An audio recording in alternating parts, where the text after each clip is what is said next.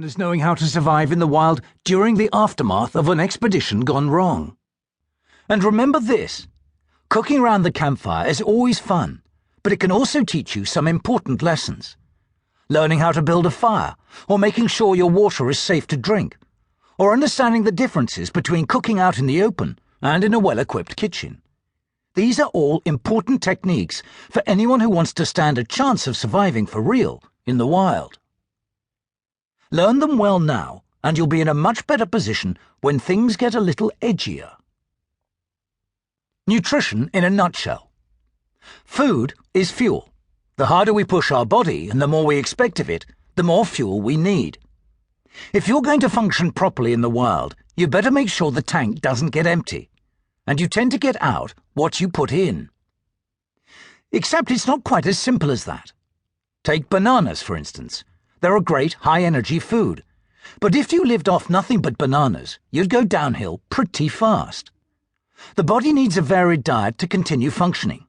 That means making sure you consume all the major food groups: fats, carbohydrates, proteins, vitamins, and minerals. So before we start out, let's establish what these food groups are and where you find them. Fats. Fats in general get a bad press, but in fact they are essential to survival because certain vitamins need fats in order to be absorbed. Without fat in your diet, you'll die. You should try to make sure, however, that your diet is heavier on the good fats and lighter on the bad fats. Good fats, mono and polyunsaturated fats, are found in fish, nuts, and vegetable oils. Bad fats, saturated fats, which can raise your cholesterol and lead to heart disease, are found in meat and dairy products. When you're exerting yourself in the wild, it's worth remembering that you get twice as much energy from fats as you do from carbohydrates or proteins. And if you're going to burn that energy, it's okay to put it in the tank. Carbohydrates. These are divided into simple carbohydrates, basically sugars, and complex carbohydrates, whole grains, pulses, nuts, root vegetables. The complex carbohydrates are the ones you want. Sugars burn fast and quickly, whereas complex carbohydrates release their energy slowly over a long period of time. It's the difference between burning a scrunched-up piece of newspaper and a nice chunky log. Which one's going to keep you warmer for longer? Proteins. You get the same amount of energy from protein as you do from carbohydrates, and your body needs it to keep your cells and muscles healthy. At home, you're best off trying to get plenty of protein from whole natural foods such as avocados, pulses, and nuts.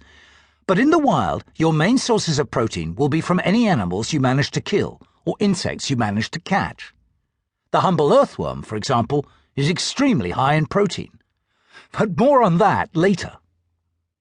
Vitamins and minerals.